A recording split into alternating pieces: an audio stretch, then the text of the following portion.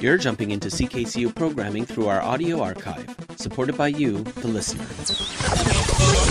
This is hour 2 of TikTok, and in this hour we've got 2 interviews and a bit of music. They're shorter interviews, and if you hear a lawnmower in the background, that is Moggy mowing the lawn. It's Sunday afternoon. I didn't get a chance to do part 1 or hour 1, so this is hour 2. And I'll be talking to Michel Weatherall. He grew up as an army brat living in Europe and Germany and has traveled extensively. He's been on the show before. He has over 30 years experience in the print publishing industry. And then he did a transition to self-publishing. Broken Keys is the name of the publishing company. He has published 6 novels and 2 collections of poetry. You can Google Michel Weatherall from Broken Keys Publishing. I hijacked an interview he did earlier last week with Tuesday's Jeff LaRock, and Jeff plays a role in this story. But I'll break up the interview with a new song about halfway through from a new band, Willows and Horses. They've disbanded, and they are now called Menthol. And the name of the song is Destroy a Poissy Radio. Not sure what that means. I'll have to look it up. But we'll hear from Michel first, and then a segment from Jeff, and I'll be back in your ears with more stuff. Hi, Michel. How are you doing? I'm doing fantastic, Dick. How about you? I'm good. As you know, we always check in maybe once at least a year. Am I seeing this correctly on your website that you're the 2020 Faces Award? Is this possible? I am. I won favorite author and favorite publisher too. And how did that work out this year during the pandemic? Kind of ironic and comical in the way you walk into 2020 on fire thinking, woohoo, this is the way it's going to go. And then, no, it's not. COVID hits and everything shuts down. It's, I guess I can say it's a bitch. That's all I'm going to say. What caught my attention on your Facebook page, I was scrolling one day, and I do see your stuff because, as Jeff mentions, you are a media, a social media guru. You make sure you get the message across. But what caught my eye was a thing called Thin Places, where Jeff LaRock reads the sci-fi short story Rupture. What's that all about?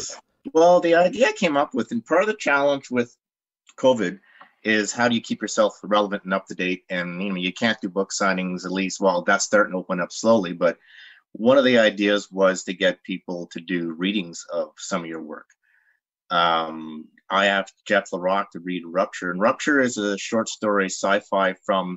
There will be released a book called Thin Places, the Ottawa anthology, and this book has over a dozen local Ottawa authors in it. They all contributed short stories. The only criteria was the stories had to deal with alternate universes. They didn't have to be sci-fi, but that's all the criteria. And part of it, Rupture, is one of my pieces, and I asked Jeff if he wanted to do a reading of it, and he goes way overboard. He had ambient music, he had some sound effects in the background. It was fantastic. But I think it's a good medium to start to keep things going, keep interest while we're waiting. I've also had, for that same piece, I've had Dylan Black read Escape Hatch. Cody Jeffries is going to be reading something soon. It's a horror piece. And I've also touched base with a woman named Samantha Underhill. I found her through Facebook, and she has her own YouTube video where she reads Edgar Allan Poe, H.P. Lovecraft, and Tolkien's works. And she's read one of my poems, and she's going to be releasing, I'm hoping last weekend, Matriarch, which is a short story from a different series I have out. But that's where that concept came from. It's just, why not go with the audio, right? So the big question is, what story will I be doing? Yeah, well, you know what? I'm still reaching out for people. You're next, buddy. How did the process work? Is it, did they do it remotely? Did you give them a book? Is it the whole? Yeah, I would send them either a file or a PDF or something on that line. In some cases, I would give the individuals a choice, and they would pick something that they're comfortable with. Jeff and I had a couple of conversations on the phone back and forth just to get exactly what the feel was, what he wanted to go with, or he had a couple of ideas of his own that he I thought it was fantastic what he ended up with. But yeah, it was. I think with Jeff, he did that recording probably within an evening after dinner. So it came together pretty quick. Is there? I'm very curious. Is it more than just Jeff's voice? Did he take on a persona, or did he? I don't know, have inflection, maybe an accent. I thought it was exciting because I didn't realize when we were talking back and forth, and he was asking what I wanted or the ideas behind it, was at the end of the day, ultimately, without knowing, you're directing, you're giving a character, because I guess it's voice acting in the end of the day is what it is, because in this particular piece, Rupture, it's the narration of one guy in orbit. That's all it is. So nobody's telling you the story. It's the character themselves speaking directly to you. So there was a sense of panic and everything that goes along with the story. So that was kind of a cool experience. I had a good time with it. I think Jeff had a good time with it too. But it's interesting you say about the accent, because with Samantha Underhill, with the reading she's going to be doing of Matriarch, one of the main characters in Matriarch is this older woman named Saoirse, and she speaks with a heavy, heavy Gaelic accent. And her part in the written book is written phonetically. So you're reading exactly how she speaks. And Samantha decided that she wants to do it verbatim. She actually wants to read the accent. So I'm stoked to hear what that's going to sound like, because that's going to be exciting. Where can we hear this audio? With the Jeff, we could put it in the description or links to it. It's through a SoundCloud. I can post it on Facebook as well. It's they're all available. There's no cost. It's just a matter of linking up and listening to it, and they're fun. They're good stuff. I could send you a clip, maybe either of where I transition. I have an alternate voice that represents the artificial intelligence built into the craft, and so you catch both voices.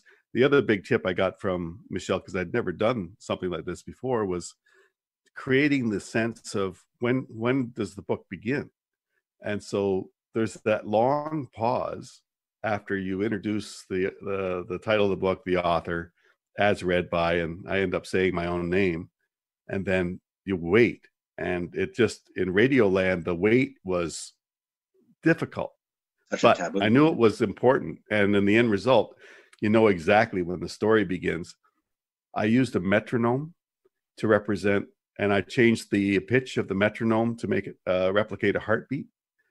I found, ambient music, as Michel mentioned.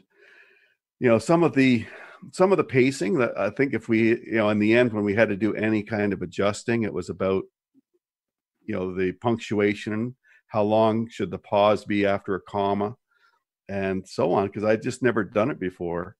But it was a lot of fun to do it, and getting to read just a passage made me all the more curious about where the story was headed. And the end result, correct me if I'm wrong, Michel, was that the South Glengarry Library posted it on an author's. That's they right. They had an author's night, and they wanted it to be done safely because it was fairly early on during COVID. That's right. So they wanted it done as an audio segment, and they need some coaching from Michel about their own social media, because Michel and I are messaging each other saying, is it happening? Like, where is it? How do we, because I was just curious how they were going to actually introduce it and then play it. And I never got to hear it. But I have a copy that I can listen to anytime. So Tick, yes, I'll send you as much or little as you want.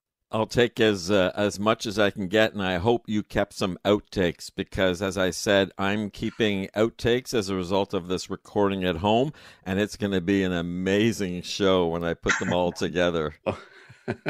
Michel, the next thing I see here is a big brown box full of books, and they seem to be packaged in a set of 4. Where can I get? What is this? What can I get? Where can I get this? This year, I will be releasing 3 books this year. One of them is Symphonies of Horror.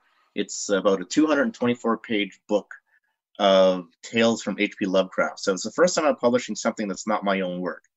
Lovecraft lived and wrote primarily in the 20s and 30s. The stories in this particular book are related to the series, the Symbiote series. So it's kind of like source material. And although the book is for sale, I also wanted to offer some kind of promo where if you buy the whole series or the trilogy, you get this extra book for free. I can do stuff like that at like the author's market or venues like that. But when I'm doing book signings and chapters or Coles, it's much more difficult to do those kind of offers. And it's very difficult to offer them when you're not there because there's nobody to police or monitor who gets the free book, who buys all. It's a lot more work on their end. So I came up with the idea of doing it as a box set.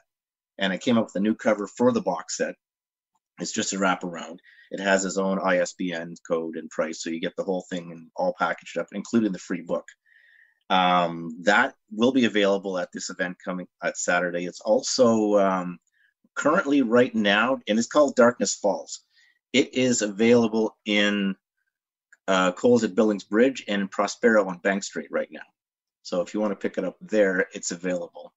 And this interesting thing is the picture on the front cover. It's one of the characters from the book, but it's a local model. Angela Homeyard is actually featured on the cover. She's also the photographer as well. We've talked often about local authors in big stores. Has there been any headway in the last couple of years in that department? Slowly. I mean, everything's kind of grinded to a halt because of COVID at this point.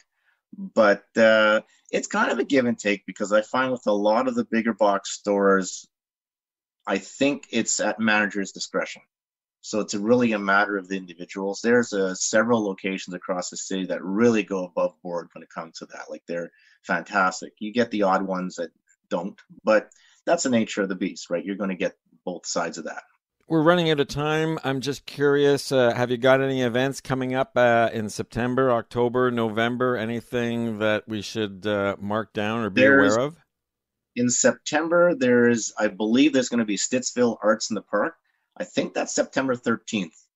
I haven't heard if it's going to continue. I think so, but I mean, we're all waiting for notice on that.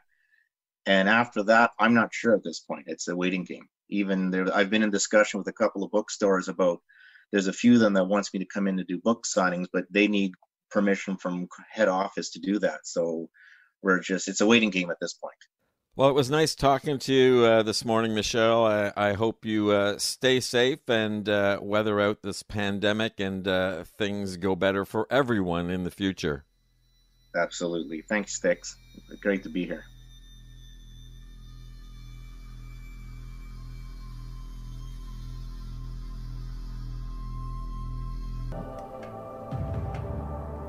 My breathing is loud, only adding to the swirling chaos my panicked mind is churning forth. Worst case scenarios, incoherent thoughts, barely rational.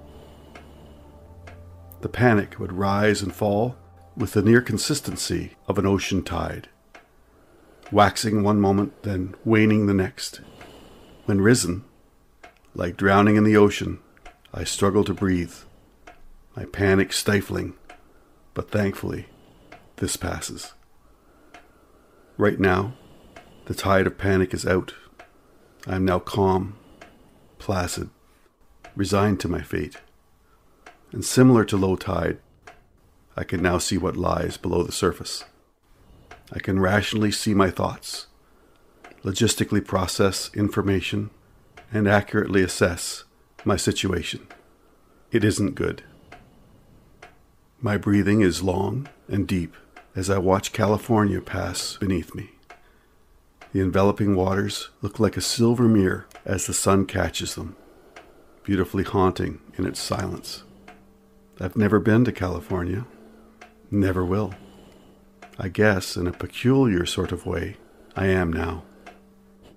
As I slowly turn, my view of the earth is lost. The sky behind me, black and punctured with stars, little more than icy shards. I don't like my view of space. Thankfully, my slow spin brings the blue planet back into view. The HUD display on my helmet's visor updates my oxygen supply.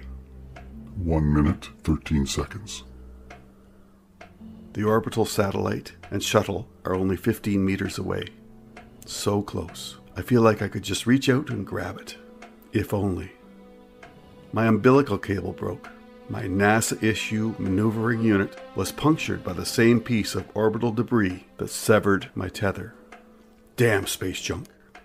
My mind ponders and wanders over several directions and thoughts. Assembling and attaching the experimental tachyon particle emitter should have been the least complicated part of this spacewalk.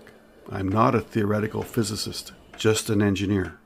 Whether the particle emitter worked or not wasn't my problem. Its installation and power coupling was easy. The following tests and experiments would have taken CERN months. Even the best proximity sensors are useless without any means of affecting the threat. The proximity alert spotted the tiny space junk. Just was nothing to do about it. I will never know for certain what it was. I like thinking it was a Russian bolt. Gives me a sense of blame. Never liked the Russian space program anyway. Yeah, it was Russian, I decide. Gotta blame someone. It was a patient little bugger, like a bullet careening through orbital space. The little critter had waited years for me. Bastard had my name and address. Umbilical cable, tether, maneuvering unit, and sealed suit, all in one strike, yet miraculously caused me no damage. It might have been kinder had it punctured my cranium. I could hear the shuttle crew and Houston control over my comm link, but I've tuned them out. They can carry all the weight of this emergency. I'm their problem now. Little I can do. Commander Winston is suiting up now to rescue me. They must know my suit has been punctured. If I don't freeze first, I will run out of oxygen before he even exits the shuttle. I also know they cannot simply do nothing. Oxygen, 1 minute, 1 second. The visor's HUD reads 76 meters. It updates my slow drift away. I know I'll die in orbit, suffocate. I had hoped over California, but she's drifted away now. Only the glaring Pacific to greet me. Let's see. One sunset every 93 minutes. Trying to do the math in my head, keep my mind occupied. See if I'll make Japan before I run out of air. That's about 5 miles a second. Say the Pacific is 5,300 miles. That's, say, 18 minutes. Damn. On the bright side, I'll probably get a posthumous award.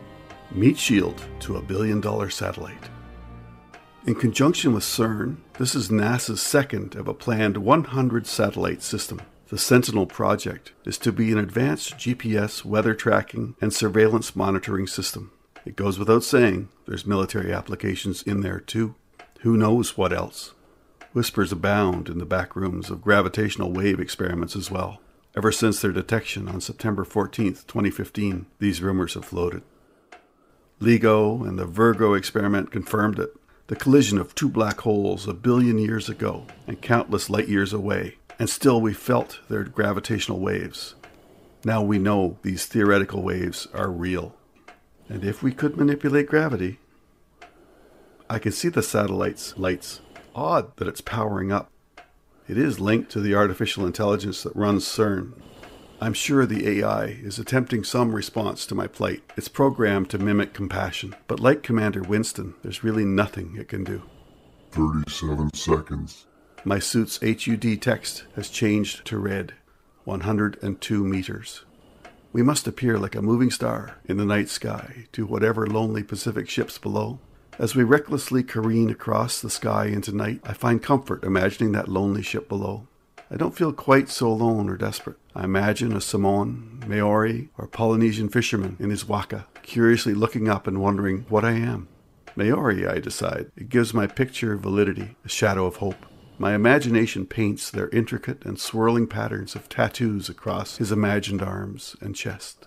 I find great comfort in the company of my phantom tattooed friend. I must keep that potential rising panic down. The curved ocean lights up as the sun slips behind the horizon. It must be an illusion of the light. Even the satellite seems to glow. I forget my tattooed fisherman friend below. Looks like the newly installed tachyon particle emitter has been activated. No test runs, no installation diagnosis. Definitely a breach of protocol. Well, somebody's going to be in trouble. Wonder who's authorized that. The satellite is generating some sort of energy film or halo. Maybe this is the beginning of oxygen deprivation. At first, its gold and copper solar panels light up. It's just catching the sun. No, we are well past night's terminator line. It can't be the sun. The strange light coagulates into numerous tiny spots, sparkling across the panels, virtually glittering, seemingly matching and mimicking Earth's tiny lit-up cities below. I blink several times. My eyes must be playing tricks on me. A gossamer glow is sprinkled around the satellite, no longer on its surface, like a wedding veil, delicate and soft. It reminds me of the lighted cities in the night below me. It reminds me of my wife. It pulsates. I'm not sure what pulsates. The satellite? The ether? That's not a real thing. I can feel a bizarre ripple effect pass me, without atmosphere. This should be impossible. A gravitron wave? The comlink is a cacophony of panicked voices. Commander Winston, the remainder of the crew, NASA Mission Control. Clearly, I'm not the only one who's witnessed it. This ripple effect isn't solely my hallucination. I don't think they know what it is either. A second ripple effect passes me. This time I'm certain it's emanating from the satellite. I can see its strange plasma-like energy field pulse. As it passes me, against all possibility, the energy stops, condenses, and compresses. Can't think of any other word to use. Seems to solidify into a strange, opaque blackness. It too is orbiting, but not quite as quickly as I am. Slowly, I'm catching up to it, hovering before me like some giant catcher's mitt. I cannot really see it, just a circular blackness without stars. With my back to the satellite, I miss its third pulse, but most definitely feel it as it passes me, much stronger than the previous ones, rippling through space and colliding into the black sphere. It changes when it catches the ripple, morphs, tears, opens, transforms into some portal or aperture. It's no longer simply a starless blackness in the nighted sky. Hardly.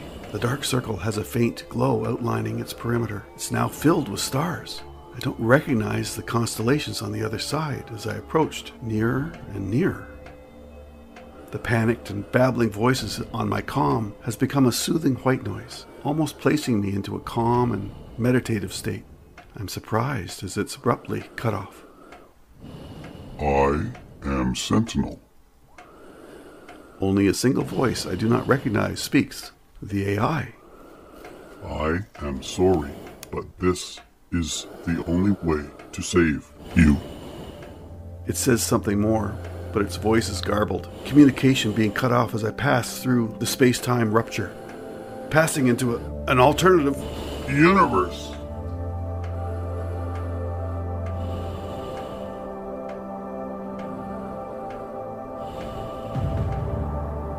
Today's reading, Rupture, by Michel Weatherall.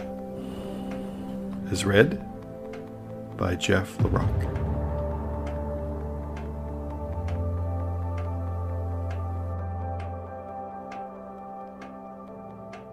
So that was so neat, hearing Jeff do that voicer, and maybe I'll take a crack at it at some point in the future.